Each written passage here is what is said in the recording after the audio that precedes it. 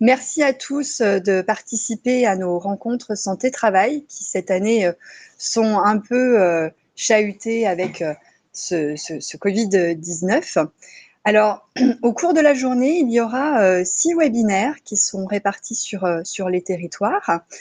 Nous avons l'honneur de commencer avec la thématique concernant le télétravail. Est-ce que vous êtes bien installés? Et les bonnes pratiques de prévention. C'est Nathalie Carré, qui est préventeur au sein de la médecine du travail Saône-et-Loire, qui prendra la parole et qui animera ce premier webinaire. Si vous voulez voir les 5 autres webinaires prévus sur la journée, vous pouvez vous connecter sur notre site internet www.mt71.fr. Vous y trouverez le programme détaillé et vous pouvez tout à fait encore vous inscrire avec plaisir. Merci à notre branche Présence de nous donner l'occasion de faire quelque chose au niveau de la Bourgogne-Franche-Comté. Voilà, c'est important de nous fédérer autour de cet événement, d'autant plus dans ce contexte actuel. Je vais laisser la parole à ma collègue Nathalie Carré. Merci à vous pour votre écoute, votre attention et bonne journée. Je vous précise juste que vous avez un chat. Alors voilà, je vois que certains l'ont testé et découvert. Vous avez un chat sur votre droite. Vous pouvez échanger avec nous. Alors ce matin, on attend environ 150 personnes. Vous allez être assez nombreux. On essaiera de répondre au mieux à vos questions. Sachez que, quoi qu'il en soit, nous reprendrons contact avec vous si votre question n'a pas été traitée ce matin. Bonne journée à vous.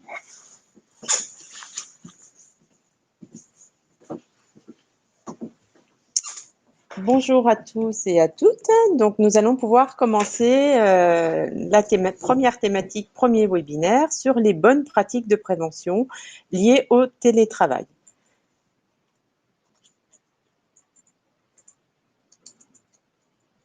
Donc, le télétravail, en quelque sorte, c'est comme si vous aviez votre bureau au domicile, ou ça peut être également dans un autre lieu.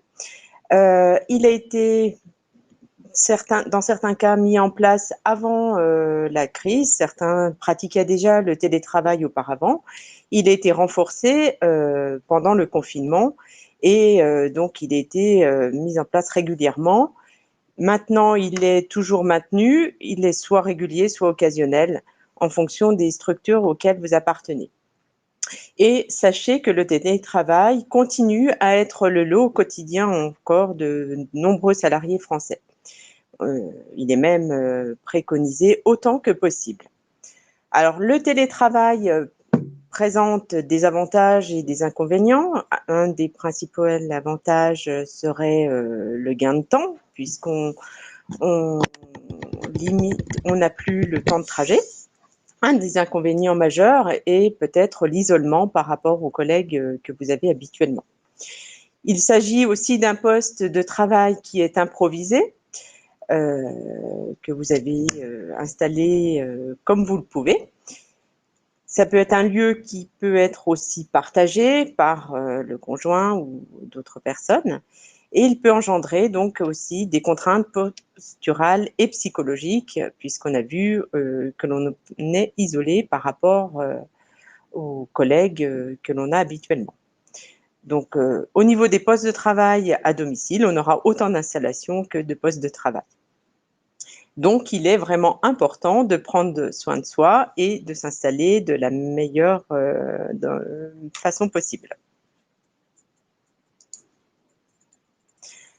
On va voir 4 points: l'environnement et l'aménagement de son espace de travail à domicile, comment s'installer au mieux devant son ordinateur qui, le plus souvent, sera peut-être portable, mais on peut avoir un PC fixe également si vous utilisez le vôtre, l'organisation de votre activité de travail, ainsi que l'aménagement de pauses dynamiques pour diminuer les contraintes posturales. Alors, s'installer dans un espace dédié, ce sera très important. Dans la mesure du possible, il faudra séparer tout ce qui est lieu de travail et lieu de vie, pour échapper aux diverses sollicitations qui peuvent être les enfants s'ils sont à la maison, au bruit, et puis pouvoir se concentrer donc le mieux possible. Si vous avez une pièce pour vous, c'est mieux. Il faudra veiller à ce qu'elle soit lumineuse, donc avec des fenêtres, et puis propice à la concentration. Donc là, on a une image d'une situation de travail où l'opératrice se trouve dans le salon.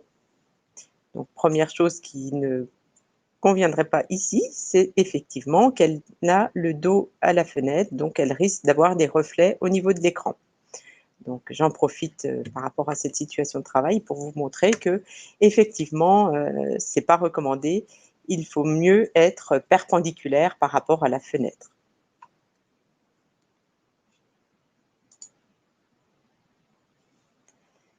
Donc, il faudra aussi essayer de délimiter votre espace de travail. Si la table de séjour devient votre bureau, on va essayer de la garder pour qu'elle soit votre bureau.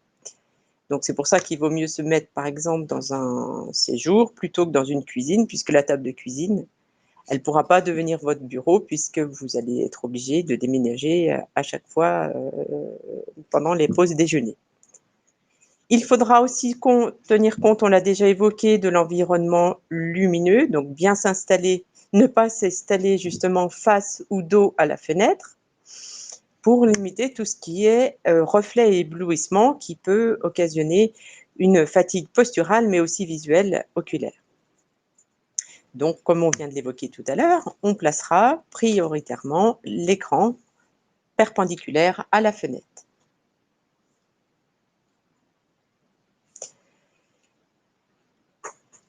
Essayez d'éviter et aussi de travailler devant un mur. Il faudra plutôt avoir l'horizon devant, enfin pouvoir reposer la vue. Et si vous êtes devant un mur, vous ne pouvez pas vous reposer la vue. Donc, essayez d'être pas collé à un mur quand vous télétravaillez. Disposez aussi d'un éclairage d'appoint. Si l'éclairage naturel n'est pas suffisant ou même l'éclairage artificiel. De limiter donc les sources sonores, la radio, la musique, pour la concentration. Veiller au confort thermique de la pièce. Donc en hiver, on préconise 21-23 et puis l'été, les températures préconisées sont de 23-26 degrés. Très important en période de Covid aussi notamment, de ventiler la pièce. Donc, il est préconisé de le faire au moins, alors là, on a noté 10 minutes, mais 15 minutes, 3 fois par jour, c'est bien, le plus souvent possible. Plus on ventile, mieux c'est par rapport au Covid. Et veillez aussi à votre environnement de travail, à ce qu'il n'y ait pas d'objets au sol, de rallonge électrique, de multiprises, de tapis dans lequel vous pourriez vous prendre les pieds quand vous quittez votre poste de travail.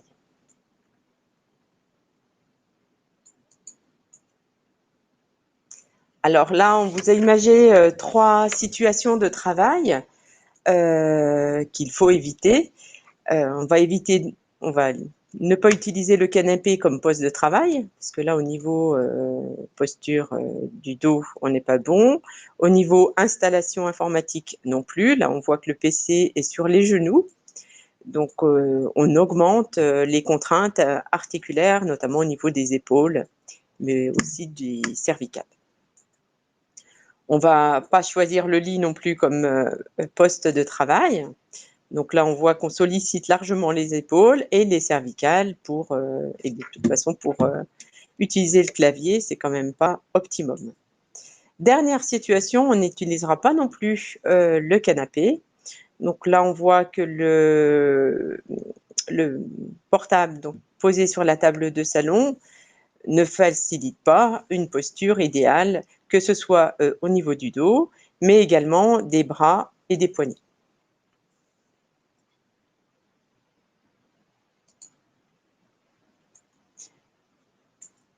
On a parlé des différentes situations de travail. Ici, par rapport au siège de bureau que vous allez utiliser. Alors, si vous avez chez vous un bureau comme un bureau en tant que tel, avec un siège de bureau, avec un piétement 5 roulettes, un dossier, un appui lombaire, des accoudoirs ou pas d'accoudoirs. Donc, très bien, à ce moment-là, vous utiliserez de manière prioritaire ce siège-là.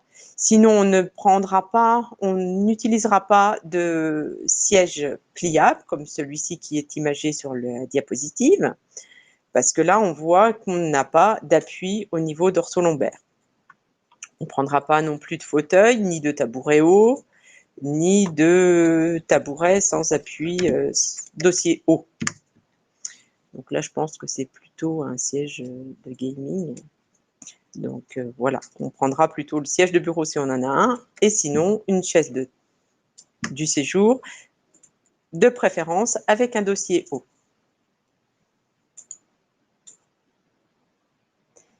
Par rapport à la table, alors là, on choisira une table qui permet de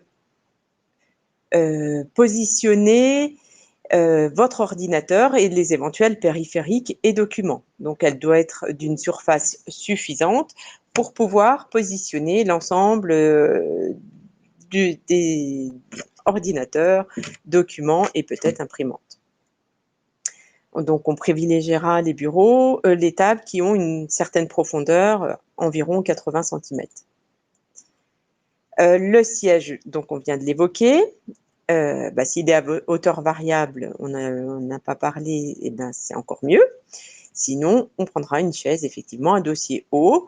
Et si on ne peut pas avoir un appui dorso-lombaire correct, on pourra rajouter alors un coussin pour pouvoir avoir un appui correct. On peut aussi ajouter un coussin sur l'assise pour vous surélever.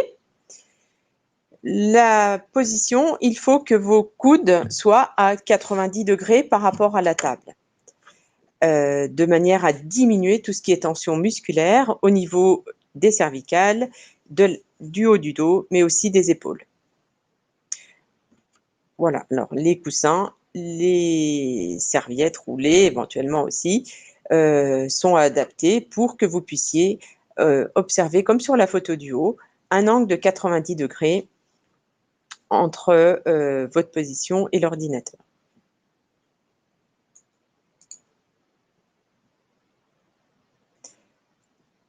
Donc, je ne me rappelle plus si on en parle après, on verra. Alors, pour le siège, donc la posture prolongée, assis prolongé, n'est pas une posture idéale, hein. Elle engendre de nombreux troubles, qui soient cardiovasculaires, qui soient digestifs, voire respiratoires. Donc, il faut alterner les positions de travail pour justement favoriser la respiration, la digestion et limiter aussi les problématiques cardiovasculaires. Donc, c'est bien d'alterner les positions et on peut, à certains moments de la journée, pendant que vous êtes en train de télétravailler, d'adopter à ce moment-là une position assise active. Donc, position active, assise active. Donc, c'est mieux, effectivement, si l'assise du dossier, donc ça pourra aussi vous intéresser quand vous retournerez sur le lieu de travail. Si l'assise peut se pencher vers l'avant, donc vous vous décalez du dossier du siège et puis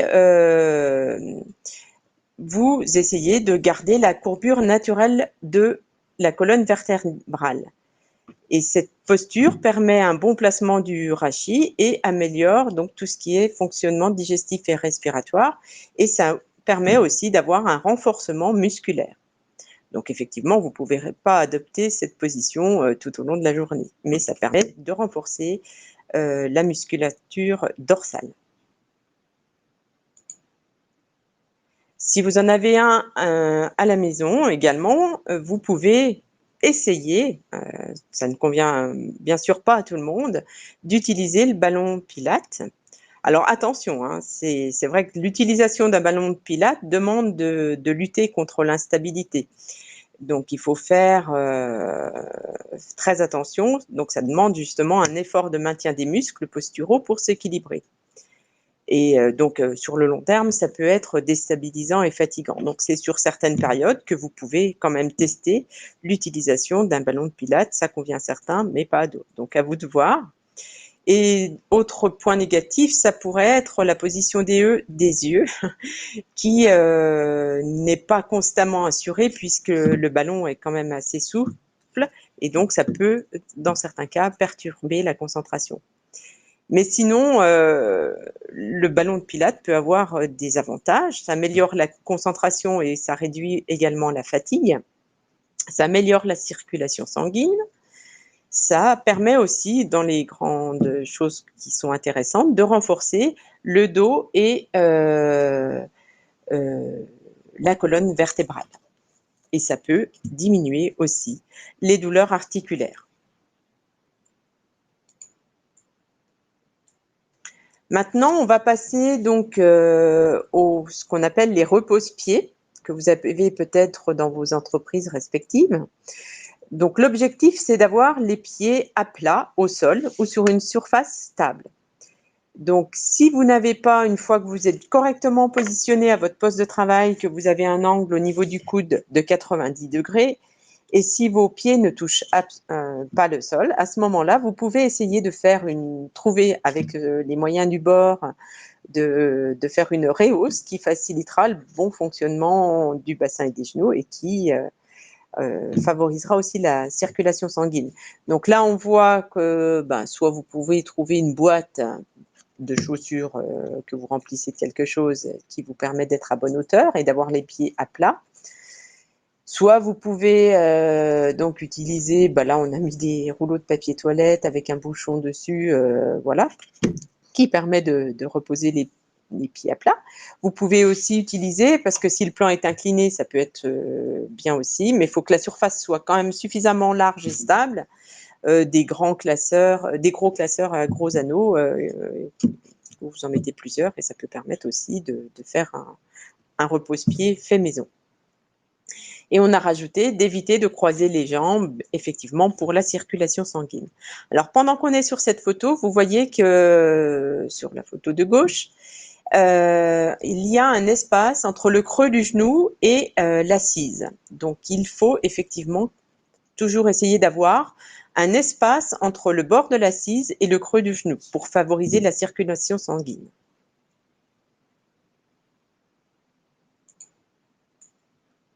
Donc là, on a une vue d'ensemble sur la position à adopter devant écran de visualisation. Donc, c'est les grands repères ergonomiques que l'on utilise. Donc, le repose-pied, on en a parlé. Donc, celui-là est incliné, grande surface, qui permet d'avoir les pieds qui ne sont pas dans le vide. L'espace que je vous parlais entre le creux du genou et le bord de l'assise pour favoriser la circulation sanguine. Donc, ici, on a un siège de bureau, donc 5 branches à roulettes, 5 piétements, un piétement à 5 branches, et donc pour assurer une stabilité. Donc effectivement, après, il faut veiller à ce que les roues soient adaptées au type de sol. Donc après, ça c'est un peu compliqué quand même. Vous faites déjà avec ce que vous avez à votre domicile. Si le siège est réglable en hauteur, on l'a vu, c'était préférable pour bien se positionner et avoir un angle au niveau du coude de 90 degrés entre le bras et l'avant-bras. Sinon, on a vu les systèmes, les coussins, les torchons roulés, voilà, pour vous rehausser et être correctement positionné par rapport à la table que vous allez utiliser. Donc, on n'a encore peut-être pas parlé du clavier et de l'écran. Donc, le clavier, il ne faudra pas le mettre sur le bord de la table. Vous devez toujours avoir votre avant-bras et les poignets qui reposent sur la table. Et si possible, d'ailleurs, dans l'alignement de la souris, on va en reparler après. Donc, pour pouvoir diminuer les tensions donc, au niveau du poignet, du bras, mais aussi de l'épaule. Donc, on devra reculer du coup le clavier pour pouvoir reposer les avant-bras et les poignets sur la surface sur la table. Donc, si vous avez des documents, après ça dépend si vous utilisez un PC fixe ou un PC portable. Donc, si vous avez un PC portable, il faudra les mettre, alors pas entre le bord de la table et votre clavier de portable, mais si possible, donc sur la partie gauche, le plus près ou droite de votre axe visuel, et donc surélevé pour éviter les tensions au niveau de la nuque. Donc, pareil, pour surélever, si vous avez un porte-document, c'est très bien, mais généralement, on n'a quand même pas trop de porte-documents chez soi. Ben, vous pouvez utiliser les moyens du bord, des classeurs, pour vous permettre de surélever et surtout d'incliner vos documents. L'écran, après, si on a un PC fixe, puisqu'on parle des documents, donc là, vous allez avoir votre clavier qui sera reculé environ à minimum 10 cm du bord de la table. Vous aurez l'écran qui sera plus loin et vous pourrez mettre alors vos documents entre le clavier et l'écran. C'est pareil de manière inclinée pour ne pas avoir à solliciter les cervicales pour lire le document. Au niveau de l'écran, donc si c'est un écran fixe, vous devrez, pour savoir la bonne distance, généralement c'est la longueur du bras et le bout des doigts doit effleurer, non c'est là, le bord de l'écran pour la bonne distance.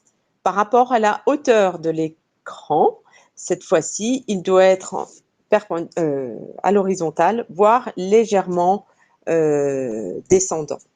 Voilà. Après, ça dépendra de votre correction visuelle, évidemment. Qu'est-ce qu'on n'aurait pas vu? Donc là, on voit bien sur la photo du bas à droite, la hauteur de l'écran un peu plus bas que les yeux, voilà, mais pas trop non plus pour ne pas avoir à solliciter en fait les cervicales.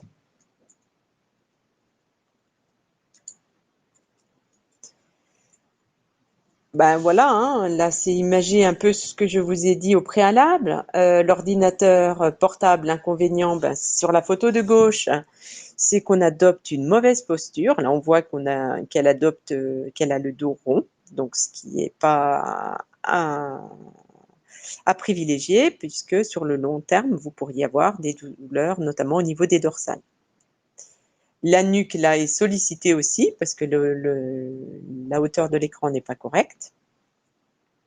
Bon, l'avantage, effectivement, c'est que vous pouvez vous positionner plus facilement d'un endroit à l'autre, alors qu'avec un écran fixe, c'est quand même plus compliqué.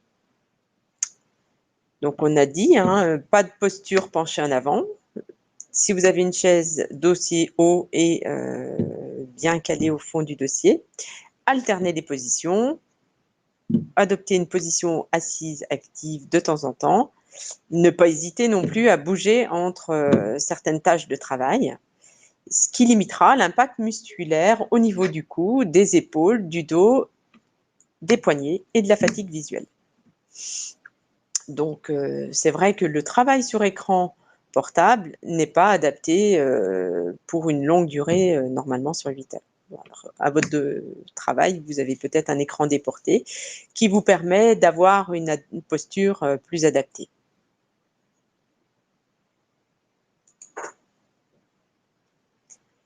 Alors, on n'a encore pas trop parlé de la souris, donc préférez l'utilisation d'une souris pour minimiser l'utilisation du pavé tactile, où on aurait des tensions musculaires qui seraient générées. Alors, chaque fois que c'est possible, ajoutez un clavier déporté et utilisez une souris. Alors, une souris sans fil permet de se positionner correctement, mais sinon, si vous avez suffisamment de longueur de fil, généralement, on peut aussi se positionner correctement. Donc là, vous voyez sur la photo de droite en plein milieu, une installation correcte de travail devant un PC portable, avec un clavier déporté, une souris et un écran qui est à bonne hauteur, puisque là, la personne a pu incliner son clavier, son PC portable, et donc les documents à gauche. Après, vous pouvez trouver d'autres astuces, là, des boîtes dessus. Là, ces autres situations-là sont bien sûr adaptées si vous utilisez un clavier déporté. Donc, on a aussi ici une construction avec des Legos qui permet de positionner l'écran comme il faut. En plus, les enfants sont contents. Et en bas à droite, vous avez donc une bonne posture de travail devant écran PC portable. Donc, vous voyez que la souris est bien dans le prolongement du bras, en position droite. Il faut toujours avoir la souris à proximité de soi et non la déporter sur le côté. Sinon, vous générez des contraintes articulaires contraignantes au niveau de l'épaule. Et alors, si on ne dispose pas d'équipement externe, donc pas de clavier déporté, voilà, et vous devez travailler seulement sur votre portable, donc pensez à bien vous positionner. La photo de gauche vous montre tout ce qu'il ne faut pas faire. Le dos rond, sollicitation de la nuque par rapport à la hauteur de l'écran qui n'est pas adéquate, tension au niveau des épaules, des coudes et puis aussi des poignets. Donc, il faudra penser, dans ce cas-là, à bien se positionner droit sur sa chaise, reculer le PC sur la table sur laquelle vous allez travailler, donc reculer l'ordinateur, bien poser les avant-bras sur la table et aussi positionner la souris correctement pour adopter une posture adéquate.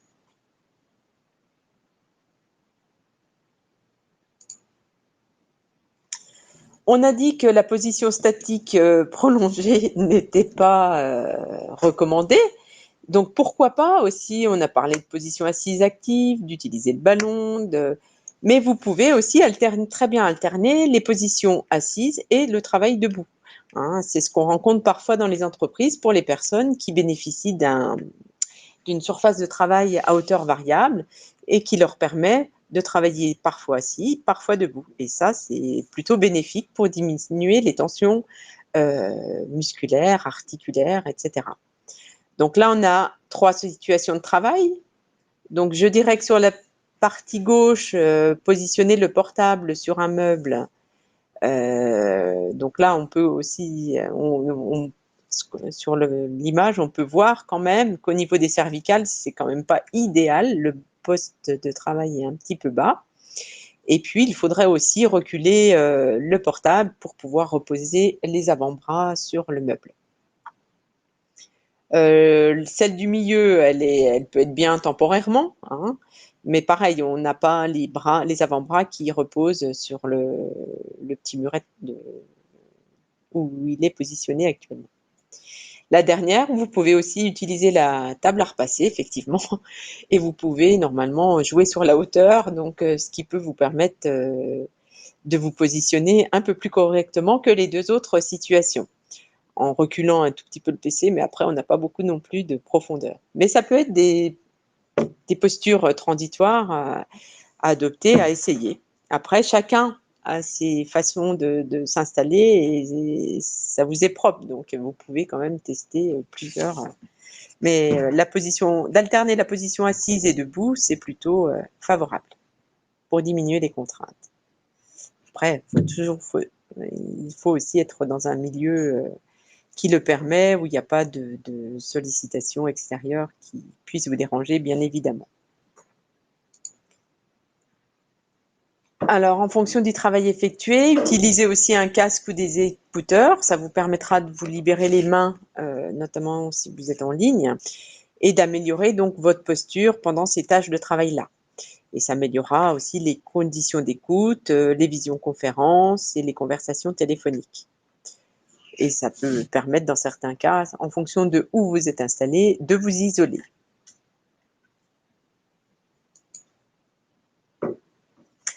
Maintenant, on va passer à l'organisation de votre activité de travail.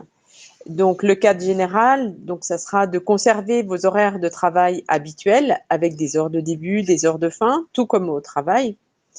De garder une hygiène vestimentaire cohérente avec le travail pour bien dissocier ce qui est temps de travail et vie privée. De planifier votre activité pour réguler la charge de travail et déterminer tout ce qui est priorité avec le manager. Donc, ce qui est bien, c'est de conserver un lien avec vos managers pour tout ce qui est priorité, tâches de travail. et de fixer avec lui effectivement des objectifs réalisables et aussi la diversification des tâches. Donc le lien avec le travail, les managers est très important. Si on utilise aussi un agenda partagé, ça peut être très intéressant. Comme ça, tout le monde voit les temps de travail, les temps de pause, les temps de voilà, et pour être sollicité et bien dissocier tout ce qui est vie privée et vie professionnelle. Une petite image pour faire de votre entourage un allié. Vous pouvez également aussi mettre une affiche, attention, maman ou papa travaille, pour ne pas être dérangé.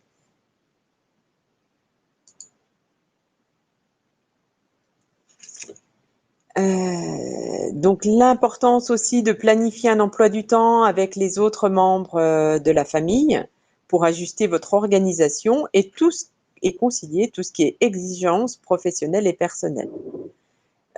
À certains moments, on a eu les enfants en téléenseignement, on n'est pas à l'abri en plus de se retrouver peut-être dans des situations comme ça, on n'espère pas. Il peut y avoir des enfants en bas âge et puis un partage de la pièce de travail. Donc cette planification est assez importante à réaliser. Et puis aussi de définir avec le hiérarchique et vos collègues les moments de disponibilité où vous restez joignable en fonction des contraintes personnelles également. Et prévoir des moments calmes et adaptés aux appels, visioconférences ou les tâches qui nécessitent de la concentration.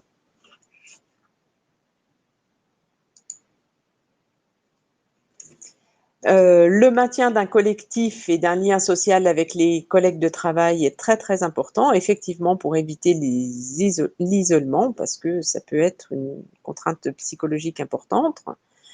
D'avoir un rituel de contact entre le début et la fin de la journée, des temps d'échange, téléphone, web vidéo, des pauses communes, pourquoi pas, et des exercices de relaxation qui peuvent être programmés conjointement entre plusieurs salariés en télétravail. Et quand la journée de travail est terminée, donc de bien éteindre votre ordinateur et de couper votre téléphone portable professionnel si vous en avez un.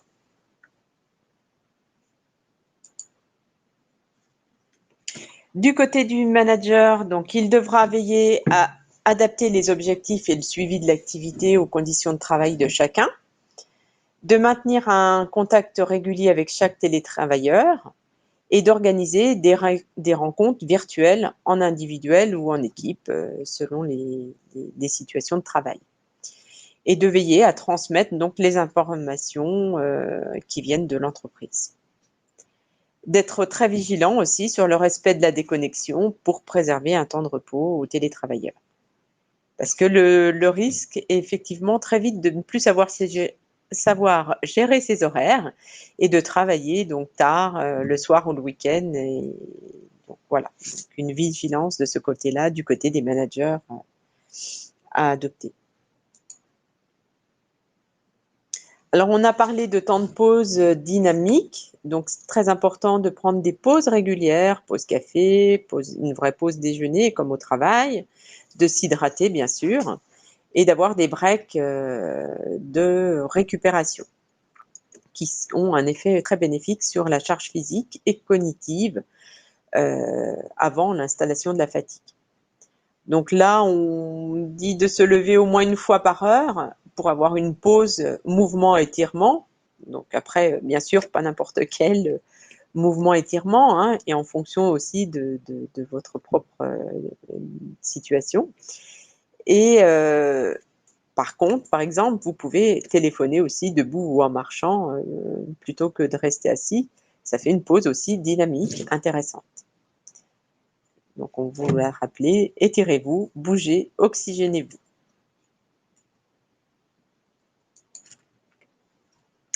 Donc, les micro-pauses dynamiques, 3 à 4 minutes par heure, c'est ce qui est préconisé pour vous aider à compenser les contraintes de votre activité assise statique prolongée qui n'est pas bien au niveau, on l'a vu tout à l'heure, musculaire, digestif et respiratoire.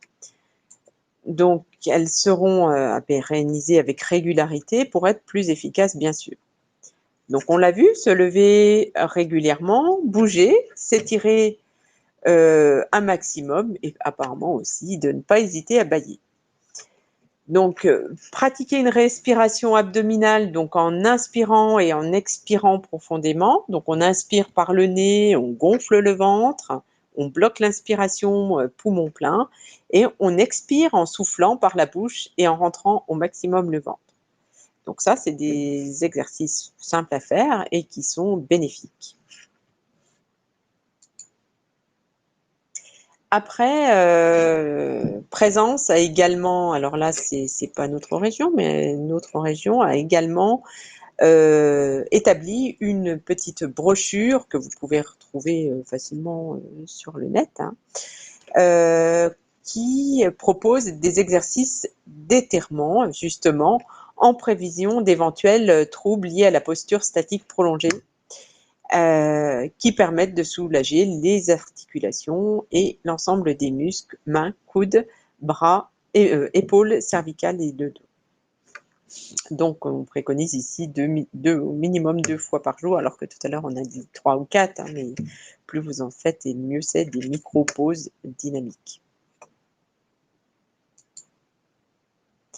Je vous en montre certains là au niveau des mains et des avant-bras. On peut étirer au niveau du poignet, et maintenir cette position, ou dans l'autre sens, pour aussi maintenir, détendre au niveau musculaire, au niveau du poignet. Ça peut être aussi, alors ici, là, cette photo, appuyer tout en ayant les mains liées dans 2 sens et en maintenant cette position 10 secondes. Vous pouvez aussi secouer les mains pendant 8 à 10 secondes en étant debout, ou vous étirer vers le haut en maintenant cette position 15 à 20 secondes. Donc là, c'est pour limiter les contraintes au niveau des mains et des avant-bras.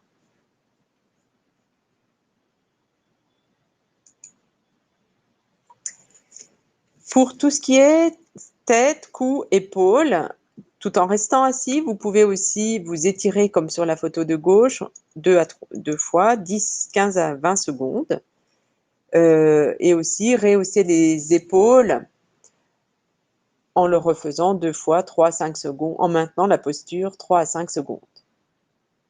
Et puis après, d'autres étirements. Donc ça, c'est en fonction de ceux que vous trouvez être le mieux pour vous, hein. Vous n'êtes pas obligé de tous les faire.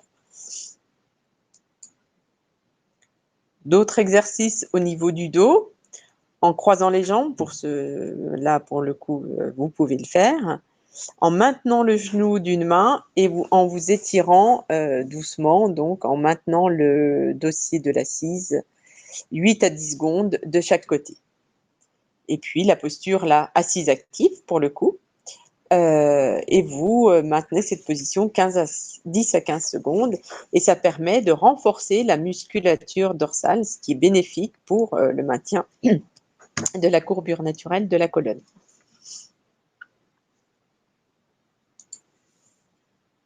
Et de ne pas oublier les yeux, donc on a dit de regarder loin devant, à gauche, à droite, de fermer les yeux et d'effectuer des mouvements oculaires doux dans tous les sens, permet aussi de vous détendre au niveau oculaire. La possibilité aussi de cligner les yeux plusieurs fois dans la journée. Et très important, c'est de détacher aussi régulièrement votre regard de l'écran et de fixer un objet éloigné pour le repos de la vue. Alors, je pense que j'en ai terminé pratiquement avec le diaporama sur le télétravail. Donc, on vous a cité un certain nombre de sources où vous pouvez retrouver des choses très intéressantes. Sur le site de l'INRS, qui propose un dossier travail sur écran et le télétravail en situation exceptionnelle, justement. Sur le site travail-emploi.gouv, vous pouvez aussi trouver des questions-réponses sur le télétravail et le déconfinement et d'autres sites aussi qui peuvent être intéressants pour retrouver soit des exercices, soit des informations quant à l'implantation de votre poste de travail. Donc, j'en ai terminé avec la présentation. Si vous avez des questions, vous pouvez les poser via le chat. Pour l'instant pas, mais je vois que des gens sont en train d'écrire. Alors, vous avez été plusieurs à nous demander si vous pouviez retrouver à l'issue de ce webinaire la présentation que Nathalie Carré a présentée. Alors, bien évidemment, vous la retrouverez dès demain sur notre site internet www.mt71.fr. Donc, vous pourrez revisionner le webinaire et aussi télécharger le PowerPoint qui a été diffusé. Alors, Monsieur Martignon demande si l'un de ces sites propose le côté législatif. Alors, sur le travail-emploi.gouv, c'est vrai, vous allez retrouver des questions réponses par rapport à ce que l'employeur doit mettre en place. Et surtout, donc, le télétravail qui s'est développé, notamment depuis 2017, effectivement, est encadré par des textes. Et puis, il peut être aussi encadré par un accord ou une charte que l'employeur peut mettre en place. Donc, dans ce document-là, vous aurez, si vous avez envie si l'employeur veut mettre en place un accord ou une charte de télétravail, les principaux points qui devront être développés dans cet accord ou cette charte. Donc, notamment, donc à travers un dialogue social performant, il peut être encadré par un accord. Donc, il faudra déterminer certains enjeux, les objectifs sociaux et organisationnels de la mise en œuvre du télétravail, de définir les activités qui sont éligibles au télétravail et d'éditer un guide d'usage pour les salariés bénéficiaires des modalités de télétravail. Et de construire aussi des indicateurs de suivi et d'impact du télétravail sur l'activité de l'entreprise. Donc, au niveau des textes,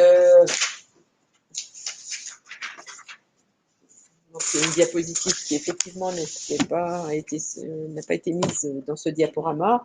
Et effectivement, il y a un article L 1222-11 du Code du travail qui stipule qu'en cas de circonstances exceptionnelles, notamment la menace d'épidémie, ou en cas de force majeure, la mise en œuvre du télétravail peut être considérée comme un aménagement du poste de travail rendu nécessaire pour permettre la continuité de l'activité de l'entreprise et de garantir la protection des salariés. Il y a d'autres aussi articles du Code du travail qui concernent également le télétravail, les articles L 1229-9 à 1222-11 du Code du travail. Voilà, mais après, dans le guide du ministère du Travail, c'est sous forme de questions-réponses et effectivement, c'est plutôt bien établi. J'espère avoir répondu.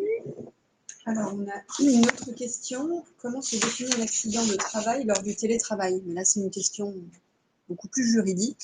Eh bien, dans le document du ministère, effectivement, on a la question, et oui, alors je vais vous reprendre exactement, si je la retrouve.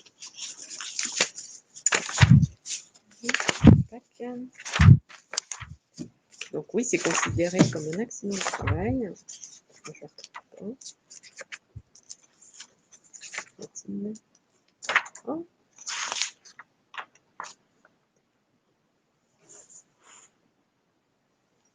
Voilà, la question dans le guide du ministère du Travail est stipulée ainsi: suis-je couvert en cas d'accident pendant mon télétravail?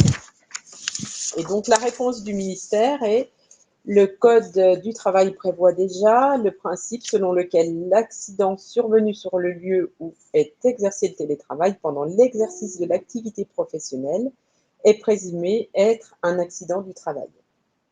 Vous êtes donc couvert pour le risque accident du travail.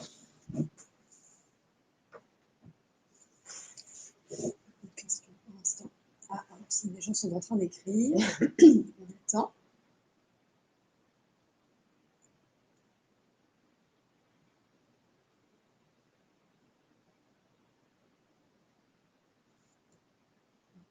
J'espère que vous avez été intéressé par notre présentation.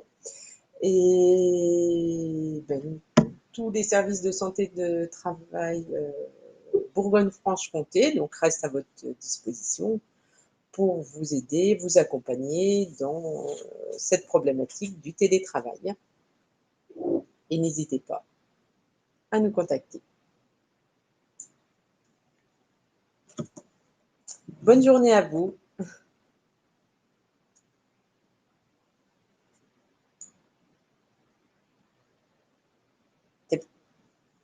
Je te vois toujours.